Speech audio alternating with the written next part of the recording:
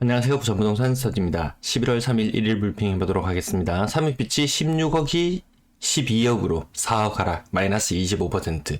지난번에는 11억 7천짜리 거래건도 한 건 있었죠. 레미안 장전 12.2억이 7.8억으로 마이너스 4.4억, 마이너스 36% 하락건이에요. 나머지도 줄을 서시오. 거의 30% 하락에 줄을 섭니다. 우리 강아지는 안 물어요. 우리 아파트는 안 떨어져요. 거래가 재개되면 같이 줄을 맞추는 현상 나타납니다. 자, 이 자료를 보시면 부산분들 충격 받으시나요? 부산 마이너스 0.32%. 부산강, 대구강 친구 아이가 따라갑니다. 이제 선도하는 지역이 바뀌었어요.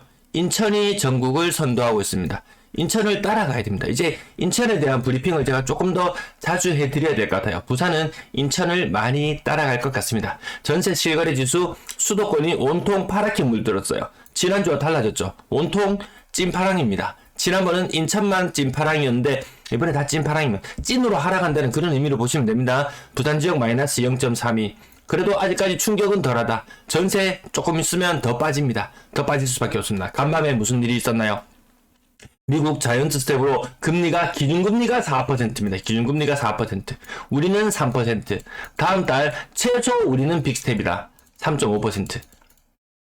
부산 우려스러운 거 이제 느껴지시나요? 닮아갑니다. 저는 닮아가는데 하락의 속도가 더 가팔라진다. 근데 실거래 건수만 봤을 때는 마이너스 0.32 수준까지는 아니에요. 그 말인즉슨 이 수치 정도로 하락하는 것이 반영이 되려면 가격이 더 많이 떨어지는 거래들이 나올 거예요. 자, 요거 대출금리 제가 정리해서 알려드리는데요. 가장 왼쪽에 우리의 기준금리. 미국은 4%라고 말씀드렸어요.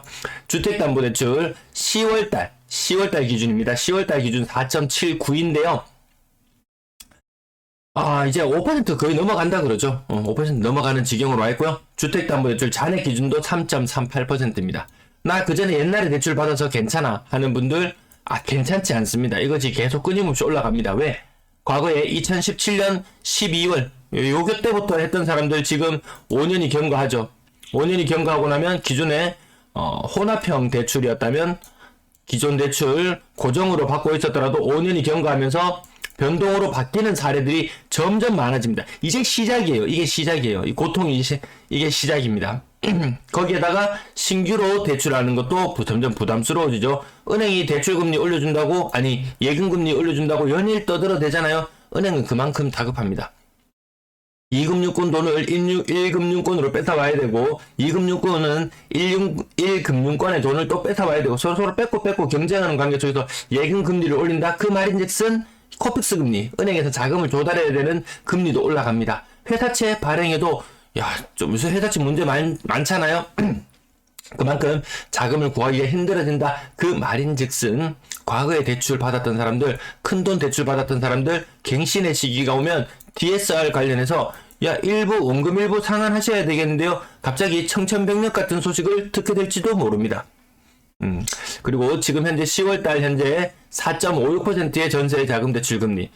그래서 전세 자금이 고점 대비 70% 정도 수준이구나. 요거 지금 근데 10월달은 4.56이잖아요. 11월달에 현재 대출 금리를 살펴보니까 주로 5% 이상이에요. 전세 자금 대출 금리가. 그 말인즉슨 그것들이 반영되면 반영될수록 전세입자는 부담을 느끼고 더 싼 전세를 찾아갈 수밖에 없다. 어쩔 수 없이 전세 물건은 남아도는 시장 상황 속에서 임대인과 임차인 서로 협상을 해야 되는 과정으로 갈 수밖에 없다. 그러면 전세 자금은 지금 고점 대비 70%가 아니고 60%. 그 수준까지도 거래가 나타날 거예요. 12월 달이 되면 이 현상은 조금 더 심화될 걸로 보여집니다. 그래서 금리 부담스럽잖아요, 지금.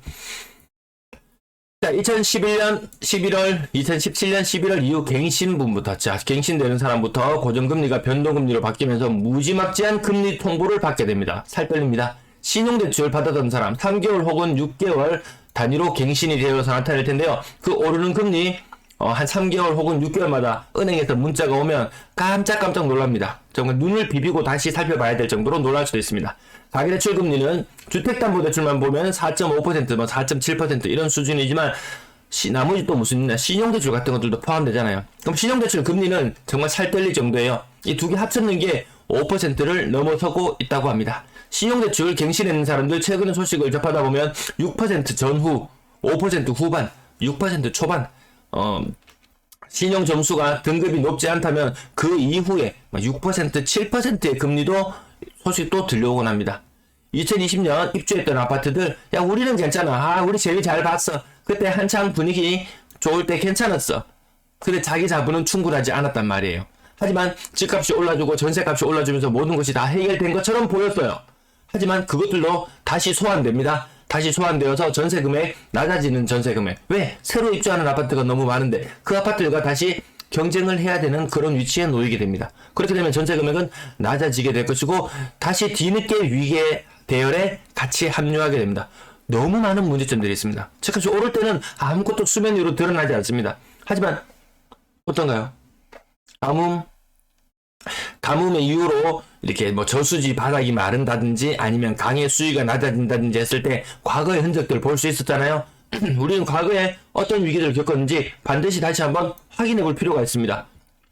그러기 위해서는 구독과 좋아요를 하시고 꾸준히 시청해 주시면 도움이 되겠죠. 매도 물량, 임대 물량 보시겠습니다. 목요일 아닌 것 같았어요. 저는 이 자료들을 수집하면서 좀 놀랐습니다. 목요일은 아마 제 방송 시청하신 분들은 다 아시잖아요. 목요일은 물량이 감소하는 날. 하지만 물량이 증가했어요. 매매도, 전세도, 월세도 모두가 증가했습니다. 내일 만약에 증가한다면 정말 이제 이 대재앙 이런 게임 하시는 분 계시나 모르겠어요. 오버워치 게임에 나오는 이 돼지가 재앙을 내리는, 진짜 대재앙이 내릴지도 모른다. 내일 줄어들겠죠. 전세 물량 아까 증가했다고 말씀드렸잖아요. 17,722건. 제가 요 초록색 선 2,000건 보정했는 자료가 요거예요. 보정하지 않았다면 정말 제 예측치하고 딱 맞아떨어지거나 오히려 더 높습니다. 저 정말 이 숫자, 이 끝자리 18,352. 이거보다 제 예상치보다 더 높게 올라가요. 그러면 내년 한 6월 달이 되면 이 전세 매물 개수는 생각하기도 싫습니다. 너무 많습니다. 다음에 또 참고하실 수 있게 보여드리도록 하겠습니다. 요런 초록색 자료 제가 좀 뒤늦게 만들긴 했지만 어디에서도 볼 수 없는 자료잖아요. 제가 하락을 주로 이야기해서 듣기 싫다 하시는 분들도 계시겠지만 대응책은 마련해 놓으시라. 님을 위한 대응책이 될 수도 있지만 님 집에 임차인으로 들어와 있는 사람을 위한 대응책도 님이 마련해 줘야 된다. 그렇지 않다면 그 사람 정말 알기를 품고 당장 돈 안 돌려준다고 임차권 등기를 설정하는 순간 그 뭐라고 말씀드렸던가요? 제가 주홍글씨라고 말씀드렸잖아요. 주홍글씨 책 보셨나요? 그 여자 주인공과 그 목사와의 이 불륜관계. 여자는 이거 어덜터리, 가슴에 여기 A라는 글자를 낙인이 찍히죠. A라는 낙인이 찍혀버렸죠. 근데 여자는 쌩쌩하게 살아갑니다. 임차인은 쌩쌩하게 살아가요. 임대인은 피가 마릅니다. 목사 막 바짝바짝 말라갑니다. 멀쩡하던 목사 들통 날까봐 바짝바짝 말라갑니다. 그거하고 비슷하게 임대인의 입장이 그렇게 될 수 있습니다. 준비하셔야 됩니다. 지금이라도 늦지 않습니다. 준비하셔야 됩니다. 월세 물량도 오늘 목요일답지 않게 늘어났고요. 전체 임대 물량 이거 보십시오. 여기 살짝 꼭지. 저도 노안이어서 잘 안 보이는데요. 눈 힘주고 보면 보입니다. 놀랍도록 물량이 증가했습니다. 제가 지난번에 2, 3, 4, 5, 6 요 숫자 잘 맞네 하면서 말씀드렸던 게 얼마 되지 않았어요. 얼마 되지 않았는데 그 짧은 기간 동안 27,000건 무시무시한 숫자로 임대 물량이 늘어나고 있습니다. 거래량은 하루 평균 한 60건 정도 되겠구나 라고 생각하고 흐름을 지켜보시면 될 것 같습니다. 신고가 비율은 채 없나요? 자, 하루에 50건 내지 60건 정도라고 살펴보시면은 그러면 한 1,300건 정도. 이 1,300건의 거래 굉장한 건가요? 아니거든요. 올해 거래되는 거 보시면 가장 거래가 안 되었던 날들보다는 상황이 조금 낮지만 그래도 이 정도면 1,300이면 어림도 없습니다. 지금보다 시장 분위기가 3배는 좋아져야 가능합니다. 삼익빛이 41평형 1억 8천 밖에 안 떨어졌어요. 삼익빛이 33평형은 4억 떨어졌어요. 지난번보다 낙폭 조금 줄어든 거는데요. 삼익빛이 잠깐만 볼게요. 지난번에 11억 7천. 요거 10월 달에 같이 거래되었는데 거래 신고일 수가 약간 뒤바뀌어서 되었지만 불과 얼마 전까지 한 6억 정도 수준이던 것이 12억 정도 수준까지 올라오고 다시 16억 수준까지 이렇게 2단 점프했는 아파트들 상당히 위험합니다. 상당히 위험해요. 제가 만들어드리는 인천 자료 한 번씩 보시면 눈치채실 거예요. 많이 오른 놈이 많이 두드려 맞더라. 지금 이거 별로 두드려 맞은 것도 아니에요. 왜 그렇게 느꼈느냐? 요거 오늘자 서울 실거래가 자료거든요. 서울의 하락률도 기본적으로 한 25%, 10%는 조금 떨어지는 거고요. 거의 30%, 서울이 이렇단 말입니다. 25%, 30%, 그리고 20%, 20%, 20%. 서울이 이런 분위기거든요. 근데 한 방에 막 6억씩 떨어지죠. 자, 그럼 다시 보시면은 삼익빛이 4억 떨어졌는 게 충격으로 느껴지시나요? 20% 조금 더 떨어졌잖아요. 20% 조금 더 떨어져요. 한참 더 떨어질 수 있다. 이런 애들이 갑자기 막 40%까지 폭락할 수 있다. 고점 대비로 봤을 때요. 그래도 야, 그래도 10억이 넘는다. 고점 대비 10, 40%가 하락하면 얼마인가요?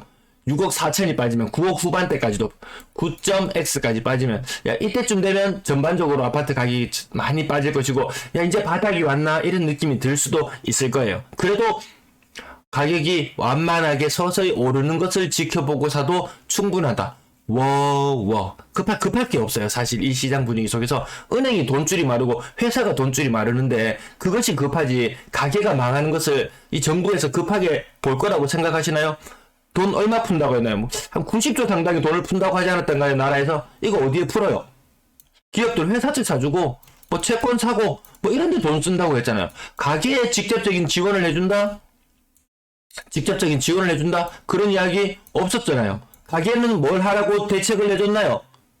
빚 더 내줄게. 더 사라. 빚 더 내줄게. 더 사라. 당장에 돈이 말라가는데 정부는 개인을 위한 대책 세워주지 않습니다. 개인을 위한 나라는 없습니다. 자기 살 길은 자기가 챙겨야 됩니다. 이 와중에 비싼 돈 주고 사시면 땅을 치고 후회할지도 모르겠습니다. 30% 이상 하락하는 거래 매미한 장전 왜 이게 이만한 가치가 있을 정도로 있었던가요? 11억 12억 할 만한 가치가 있었던 아파트인가요? 이렇게 가파르게 떨어졌는데 아니다. 요것도 개별 건수 제가 삼익빛이 좀 전에 찾아드린 것처럼 살펴보시면은 야 이거 2단 점프했네. 2단 점프했네. 많이 떨어지겠네. 인천 지역, 세종 지역 아파트들 거의 반토막 나는 거 보셨으면은 아 얘도 떨어질 구간이 한참 남았구나 이렇게 보시고 여유롭게 지켜봐 주시면 될 것 같습니다. 거제 센트럴자이 가격 거의 한 25% 정도 하락해서 7억 3,500 레미안 장전 평형이 39평이건 아니면 소형평이건 관계없이 비슷하게 하락률 나타나고 있습니다. 성경 아파트 20% 정도. 비싼 아파트들 골고루 20%는 기본 할인 먹고 들어갑니다. 정말 지금 시점에서 잘 못하는 경우라면 20% 할인된 가격. 물론 이 가격이 거래 공백이 있으면서 가격이 점점점점점 오르다가 한 번 튀어오르고 두 번 튀어오르고 거래 공백으로 인해서 가격이 안 튀어올랐다면 고점 대비 조금 낮은 할인율이라도 허용이 되겠지만 그렇지 않고 남들 다 오를 때 같이 올랐던 아파트 그런 아파트 20% 주고 사면은 지금은 후회 시간. 조금만 더 기다렸다 살걸. 저 새끼가 재수없는 소리 하는 바람에, 이렇게 이야기할지도 모르겠지만, 모든 선택이나 책임이나 이런 것은 개인에게 귀결되는 문제니까요. 명지국제도시 호반 베르디움 2차 몇 %가요? 40%? 거의 40% 가까이 하락했나요? 50% 가까이 되나요? 이 놀라운 하락. 찾아보진 않았어요. 직거래인지 중개거래인지. 그런 것들이 크게 중요하진 않으니까. 그렇다고 40%가 아주 특별히 많이 할인된 가격이냐라고 놓고 봤을 때도, 꼭 그렇지도 않더라.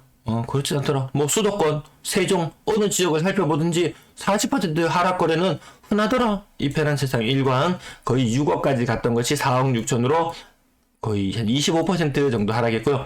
10% 정도 하락했으면 야 찌르만 보지 마라. 멋이 급은디. 자, 이 편한 세상 1강 또 다른 것 하나. 자, 4억 5천 6천 요 정도 선에서 거래가 이루어지고 있네요. 보합 정도 수준 거래는 제끼고 백양산 동문 굿모닝 힐 20% 정도 하락. 보합 정도 수준 제끼고 명지 두산 이브 포세이돈 33평형 가격 최고 5억 8천. 얘가 좀 심했던 거죠. 맞죠? 신고가 의미 있게 보지 않겠습니다. 나머지 보합권 빼고요. 화명들 한 채 20% 정도, 구지우성 10% 조금 더, 명지 협성 유폴의 가격 30% 정도 빠지기도 했고요. 유림 노르웨이 아침 보합 수준, 배양산 동문 굿모닝 힐 거래가 몇 건 있네요. 25% 정도. 자, 건당 거래 대금이 상향하면은 분위기 괜찮은 건데요. 지금 조금 상향하고 있어요. 한창 때 7월달 규제 해제 전보다는 좀 상승은 하고 있지만 그렇게 거래량이나 모든 것들 같이 복합적으로 봐야 되니까 어제도 말씀드렸잖아요. 거래량 3,000건 이상 올라가줘야 되는데 많아봐야 1,300건이다. 이번 달 거래 많아봐야 1,300건. 그마저도 거래가 더 안 될 것 같아요. 나는 그 가격에는 못 팔겠다 버티는 사람들과 나 더 싸지면 사야 되겠다 계속 힘겨루기는 위아래로 계속된다. 결국 그냥 힘겨루기만 하다가 세월아 내월하고 시간이 흘러갈 것 같습니다. 3억 미만 거래 비중 60% 정도고요. 6억 이상 거래 비중 10%, 11% 자꾸 올라가고 있네요. 분양권 거래량은 힐스테이트 4억을 제외하고는 거의 거래가 안 되더라. 대시안 해링턴 플레이스, 파크시티 이 소형 평형의 아파트를 5억 3천을 주고 샀다. 지금 3억 밑으로까지 떨어졌으면 이거 하락률 이 소형 평형에서도 한 2억이 날아갔는데 이 대형 평형에서 국민 평형에서 2.2억, 1.7억 이런 거 일도 아니더라. 과거의 가격은 좀 잊으시는 게 필요합니다. 과거의 기억에 너무 매몰되어 있으면은 조금만 떨어지면 엄청 많이 떨어진 것처럼 느껴지거든요. 아니면 과거에 그 높았던 기억뿐만 아니고 더 오래된 과거의 아파트 가격까지도 반드시 머릿속에 넣고 기억해 두셨다가 지금이 어느 시점에 가격쯤으로 돌아왔구나. 댓글에 보면 2017년 가격만 오면은 사야지라고 벼르시는 분들도 계세요. 근데 형사정책연구원에서 발표했을 때 재작년에 발표했나요? 2015년의 가격이라도 지켜낼 수 있으면 다행이다라는 멘트가 있었어요. 근데 2017년 가격 무엇이 급한디? 이거 아직 급하진 않은 것 같아요. 본격적인 위기는 아직 오지도 않았다. 이게 전반적인 시장을 바라보는 사람들의 관점인 것 같습니다. 거래량, 전세 거래량도 딱히 더 많아지는 느낌 없습니다. 가을이라고 많아지는 느낌 없어요. 고점 대비 거의 70% 이상 거래가 오히려 더 많더라. 대다수가 그렇습니다. 그래도 1.5억, 1억씩은 돌려줘야 되는 이런 상태. 신고가 나오는 것들 보면 대형평형도 아닌데 신고가 오히려 이상하다 이렇게 보여질 정도입니다. 이런 거 직거래일 수도 있어요. 위기가 오면 돈을 마련하기 어려우면 주변 지인들의 도움을 요청한다든지 해서 돈을 마련은 해야 되잖아요. 1.3억, 3.5억, 76은 42. 요거 오늘 별표 한 개 드릴게요. 구소동 쌍용예가 2단지 157제곱미터였고요. 나머지는 거의 고점 대비 80%, 70%, 아까 제가 금리표 보여드렸죠. 영상 초반에. 이런 거래 지금 하시면은 2년, 4년 더 고통스러울 수 있습니다. 레미안 장전 5억까지 갔던 것이 3억 수준. 요 정도 한 개의 별표 드리고요. 나머지는 별표 드릴 만한 게 없더라. 70%, 80%. 어찌 다 이자를 감당하시려고. 물론 자기 자본 비율이 높으신 분이라면은 별로 관계는 없을 거예요. 이사도 귀찮고, 이 거주지를 한번 옮긴다는 게 이게 쉬운 일은 아니니까요. 부산은 그나마 타 광역시에 비해서 전세 비율은 높게 나타나는 편이에요. 예년 비해서는 확실히 낮아졌잖아요. 이 초록색 선이 가장 아래쪽에 있잖아요. 그 말인즉슨 전세 대비 월세 거래가 더 많아지고 있다 이런 부분인데요.